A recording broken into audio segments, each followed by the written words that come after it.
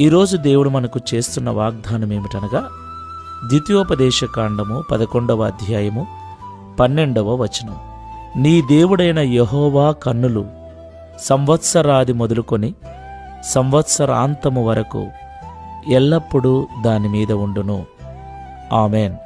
నా ప్రియమైన సహోదరి సహోదరులారా, దేవునికి సమస్త మహిమ కలుగునుగాక. ఎందుకంటే నేడు సజీవులమై ఈ మాటలు వినుచున్నాము అంటే దేవుని యొక్క మహాకృప.